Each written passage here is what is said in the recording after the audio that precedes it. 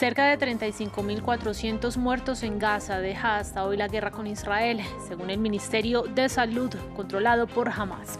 Los enfrentamientos se recrudecen en el norte de la franja, mientras camiones con ayuda han comenzado a circular a través de un muelle temporal por la costa del enclave. En Ucrania, el gobierno ruso dice haber tomado otra aldea en la asediada Kharkiv en medio del recrudecimiento de la ofensiva en esta región nororiental del país. Esto ocurre cuando entra en vigencia una polémica ley impulsada por Kiev para reforzar el reclutamiento militar. Tenemos el reporte. A 6 ascienden las víctimas en la Nueva Caledonia durante los disturbios que cumplen 5 días. Los manifestantes rechazan una reforma constitucional que permite el voto en elecciones provinciales de los franceses que lleven más de 10 años en el país. Actualizamos las noticias del fin de semana en France 24. Muy buenos días, yo soy Daniela Blandón. Comenzamos en Gaza, en donde la cifra de muertos por la ofensiva israelí alcanza los 35.386 desde el 7 de octubre, de acuerdo con el Ministerio de Salud controlado por Hamas. Al menos 83 personas murieron en la noche del viernes tras intensos bombardeos en Jabalia, al norte del enclave, mientras en la costa iniciaba la entrega de ayuda humanitaria a través de un muelle temporal construido por Estados Unidos. Entre tanto, este sábado se llevó a cabo el funeral de un militante palestino que murió el viernes tras un ataque aéreo de Tel Aviv contra el campo de refugiados de Jenin, en la ocupada Cisjordania, en el que otras 8 personas resultaron heridas. La primera vez que mi casa fue golpeada fue el 29 de noviembre y mi amigo murió en ese momento. Quedaron estos almacenes que no fueron afectados, por lo que estos jóvenes no tenían ningún refugio en este campamento, excepto esos almacenes. Solían venir todas las noches para quedarse aquí y yo venía de vez en cuando para ver cómo estaban. Vine aquí anoche y me quedé con ellos. Y media hora antes del ataque me fui a dormir. Media hora más tarde ocurrió el ataque. Los muchachos estaban sentados aquí. Y a kilómetros de distancia de Gaza, las víctimas de la guerra también son protagonistas. Este sábado, el Papa Francisco se puso de pie durante una ceremonia en el Arena de Verona, en Italia, para abrazar a 2 empresarios cuyos familiares fueron asesinados por Hamas y las fuerzas israelíes. En la ceremonia, a la que asistieron aproximadamente 200.500 personas, el sumo pontífice pidió a los feligreses orar por el fin de este conflicto. Y vamos a Ucrania, en donde el ejército ruso refuerza su ofensiva en la región clave de Kharkiv, al nororiente del país.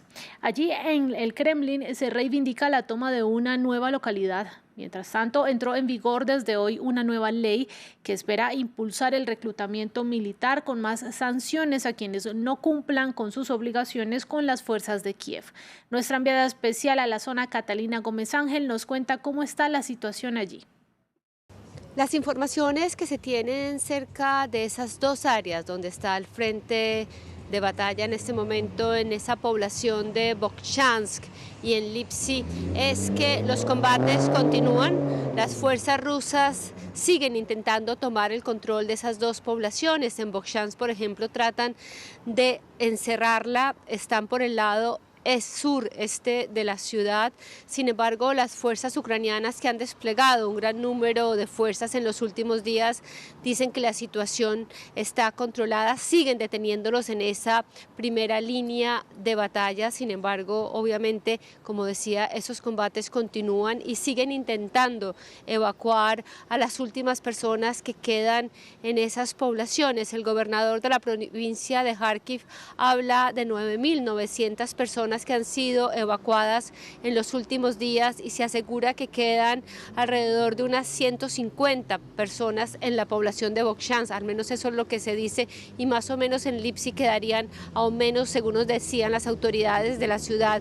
En el día de ayer, el presidente Volodymyr Zelensky dio una entrevista con la agencia de noticias francesa AFP en la que aseguraba que esta era solamente la primera ola de lo que esperan que hagan los rusos durante estos meses, estos avances, especialmente en la frontera. Ya habían anunciado que esperan otro ataque, tal vez próximamente más al norte, en la provincia de Sumy, que también comparte frontera con Rusia, y él decía que la realidad era que los rusos iban hacia adentro del país, intentaban atacar y que no era una realidad expulsarlos en este momento, que no era lo que estaba pasando.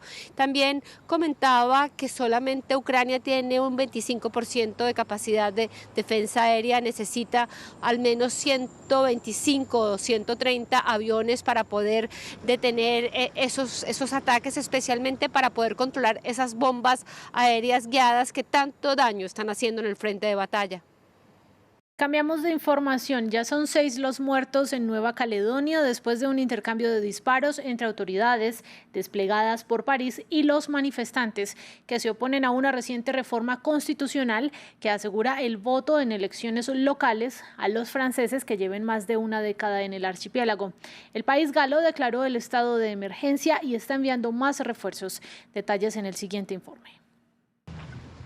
Saqueadores desfilan por Nouméa, en Nueva Caledonia, en coches de policía robados. Entre los episodios de violencia, los habitantes se reúnen fuera de las tiendas para abastecerse. Muy pocas siguen funcionando.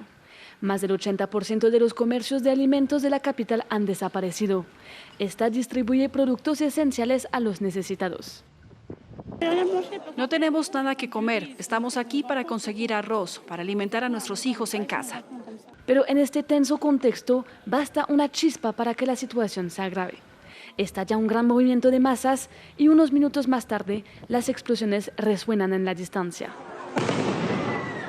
Los gritos llenan las calles e incluso con las sirenas de la policía acercándose, los manifestantes intentan entrar a la tienda.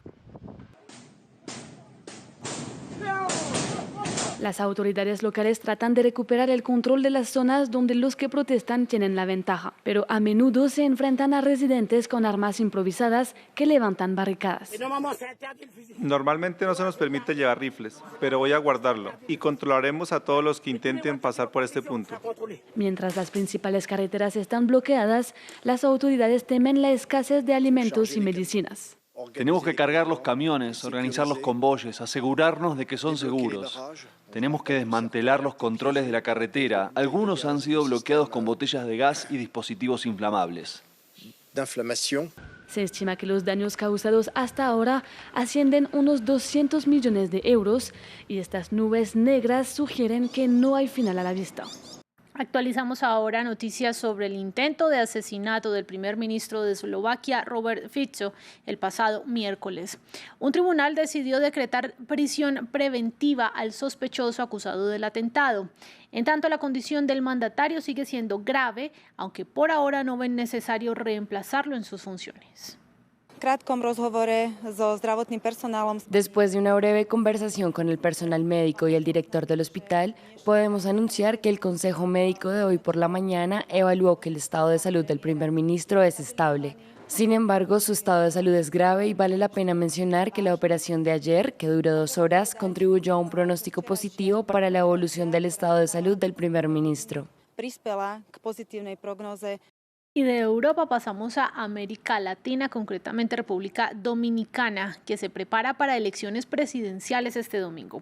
De los 9 candidatos al máximo cargo del país, 3 repuntan: el actual presidente Luis Abinader, el 3 veces mandatario Leonel Fernández y la apuesta del Partido Liberación, Abel Martínez. Alba Santana nos cuenta más sobre estos candidatos.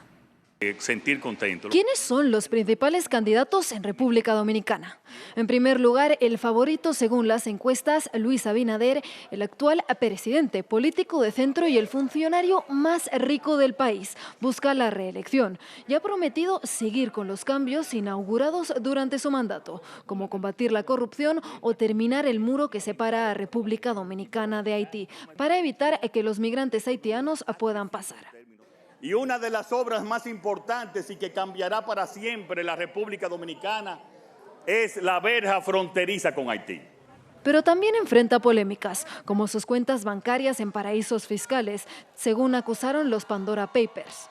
El segundo favorito no es una cara desconocida, es Leonel Fernández. El que fue presidente del país en 3 ocasiones, ahora quiere volver, con el partido del que es líder desde 2019, Fuerza del Pueblo, de centro-izquierda, bajo la promesa de mejores condiciones de vida para los dominicanos y una fuerte crítica al actual gobierno.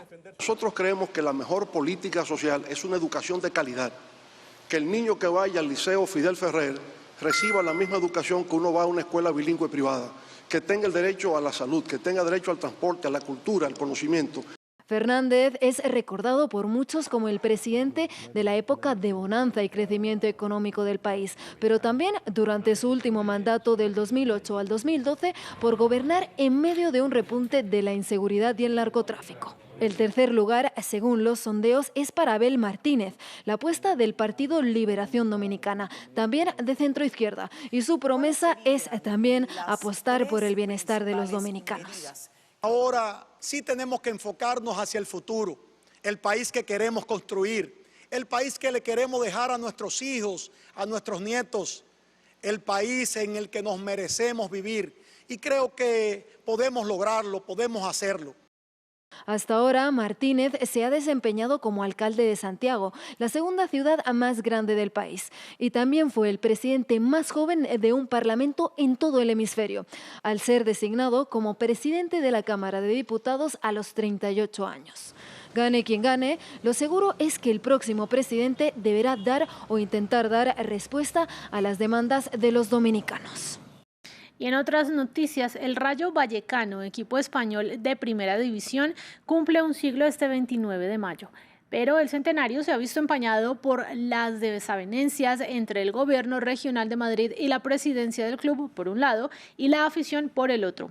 Discrepan sobre la necesidad de trasladar el estadio. Los primeros aseguran que es necesario para seguir creciendo económica y deportivamente. Los hinchas alegan que lo que hace falta es invertir en el que ya existe. La historia llega desde Madrid con nuestra corresponsal Marina Colorado. Alberto se suma al gran recibimiento de su equipo de fútbol, que está de centenario, aunque no pasa por su mejor momento.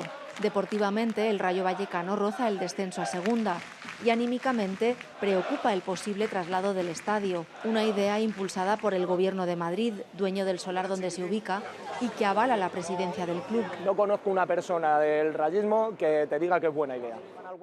Alberto asegura que la directiva del club no ha cuidado del que ya existe.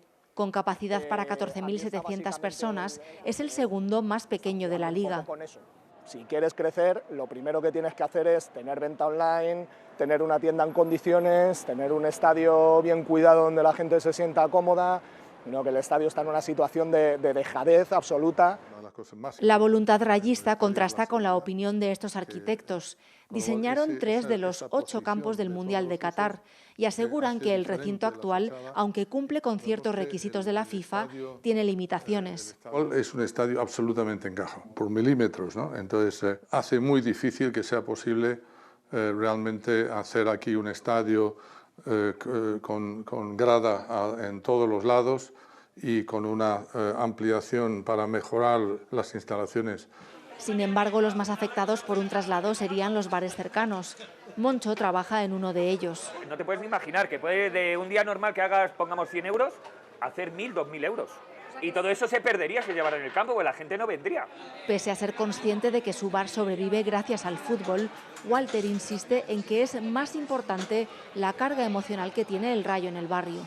Esto es el Rayo, esta es la vida de Vallecas. Entonces, si le quitas el corazón, le quitas la vida.